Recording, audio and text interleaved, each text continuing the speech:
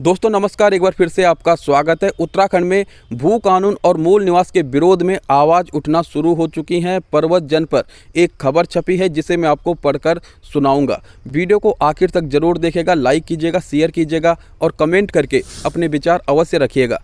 यदि आपने अभी तक चैनल को सब्सक्राइब नहीं किया है तो चैनल को सब्सक्राइब भी अवश्य कीजिएगा। दोस्तों, जहां एक और उत्तराखंड के मूल निवासी लगातार उत्तराखंड में सशक्त भू कानून और मूल निवास 1950 लागू करने की मांग कर रहे हैं।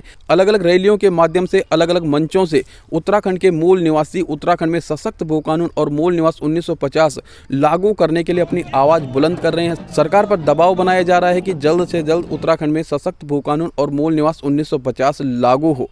इसके लिए उत्तराखंड में लगातार रैलियां हो रही हैं, महारैलियां हो रही हैं। 24 दिसंबर 2023 को मूल निवास भू कानून समन्वय संघर्ष समिति के बैनर तले देहरादून के परेड ग्राउंड में स्वाभिमान महारैली हुई थी। उसके बाद हल्द्वानी में हुई, कोटद्वार में हुई, श्रीनगर में हुई, नई टिहरी में हुई।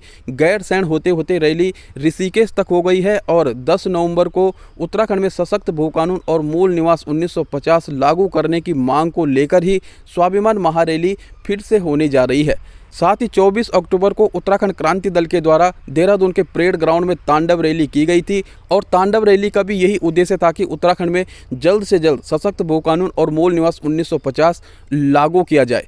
उत्तराखंड के मूल निवासियों को ये चिंता सता रही है कि कहीं ना कहीं यदि उत्तराखंड में मूल निवास 1950 लागू नहीं होता है, सशक्त भू कानून नहीं बनता है, लागू नहीं होता है, तो कहीं ना कहीं उत्तराखंड के अस्तित्व को खतरा हो सकता है, उनके मूल निवासी होने के अस्तित्व को खतरा हो सकता है, उत्तराखंड के जल जमीनों को खतरा हो सकता है, उत्तराखंड की प्रकृति, उत्तराखंड की संस्कृति को खतरा हो सकता है और आने वाली पीढ़ियों को काफ़ी दिक्कतों का सामना करना पड़ सकता है। पूर्व में जो रैलियां हुई हैं उनमें उत्तराखंड के अलग अलग स्थानों से आए हुए लोगों ने यही बातें की है और उत्तराखंडियों को अब उत्तराखंड की डेमोग्राफी जिस प्रकार से तेजी से बदल रही है उसकी चिंता भी सता रही है और जल्द से जल्द सशक्त भू कानून और मूल निवास 1950 लागू करने की मांग उठाई जा रही है। वहीं दूसरी ओर एक पक्ष ऐसा भी है जिसे ये चिंता हो रही है कि उत्तराखंड में यदि भू कानून और मूल निवास लागू होता है तो कहीं ना कहीं उन्हें दिक्कतों का सामना करना पड़ सकता है। वो भी अब मूल निवास और भू कानून के विरोध में अपनी आवाज़ उठा रहे हैं। पर्वत जन पर एक खबर छपी है जिसे मैं आपको पढ़कर सुनाऊंगा कि किस प्रकार से भू कानून और मूल निवास के विरोध में आवाज़ उठनी शुरू हो चुकी है। कहीं ना कहीं एक पक्ष ऐसा भी है जो लंबे समय से उत्तराखंड में रह रहा है, यहाँ का मूल निवासी नहीं है, लेकिन वो स्वयं को उत्तराखंड का ही समझ चुका है, समझ रहा है और उसे ये चिंता सताती है कि यदि भू कानून और मूल निवास की जो मांग हो रही है, जिस आधार पर मांग हो रही है, यदि वो लागू हो जाता है तो कहीं ना कहीं उन्हें बड़ी दिक्कत का सामना करना पड़ सकता है। और उनका ये भी तर्क है कि यदि उत्तराखंड के लोग बाहर ज़मीन खरीद सकते हैं तो बाहर के लोग उत्तराखंड में ज़मीन क्यों नहीं खरीद सकते हैं। पर्वत जन पर प्रकाशित इस खबर को मैं पढ़ के आपको सुना रहा हूं। उत्तराखंड में लंबे समय से मूल निवास और भू कानून की मांग तेजी से चल रही है। लगातार उत्तराखंड में अलग अलग मंचों से भू कानून और मूल निवास की मांग उठाई जा रही है। मूल निवास और भू कानून की मांग को लेकर कई रैलियां भी आयोजित की जा चुकी हैं। पहले गैरसैंण, फिर ऋषिकेश और फिर देहरादून, अब तक रैलियां हो चुकी हैं। साथ ही आगे हरिद्वार और अन्य जगहों पर भी रैलियां होनी हैं। अब इन मांगों के दबाव के चलते सरकार भी दबाव में आकर कार्रवाई शुरू कर चुकी है, लेकिन अब राष्ट्रीयता बचाओ मंच सर्व समाज मूल निवास और भू कानून के विरोध में उतर चुका है। राष्ट्रीयता बचाओ मंच व सर्व समाज ने 4 नवंबर को मूल निवास और भू कानून के विरोध में कैंडल मार्च का आयोजन किया है। पर्वत जन के संपर्क करने पर राष्ट्रीयता बचाओ मंच व सर्व समाज के अध्यक्ष लाल सिंह गुर्जर ने बताया कि 4 नवंबर को मूल निवास और भू कानून के विरोध में शांतिपूर्वक कैंडल मार्च का आयोजन करेंगे। उन्होंने कहा कि उत्तराखंड के लोग जब बाहर ज़मीन खरीद सकते हैं तो आखिर बाहर के लोग उत्तराखंड में क्यों नहीं।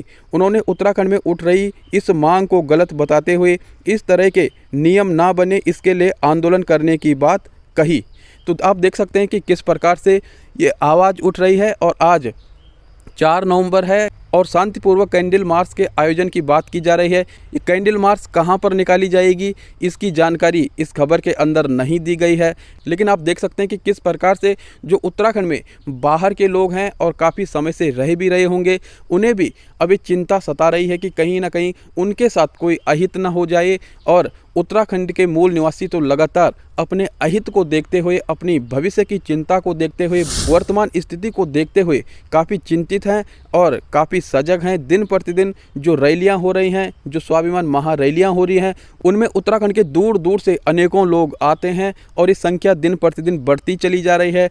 और आज उत्तराखंड के जन जन में, उत्तराखंड के मूल निवासियों के जहन में मूल निवास 1950 और सशक्त भू कानून की बात जरूर है।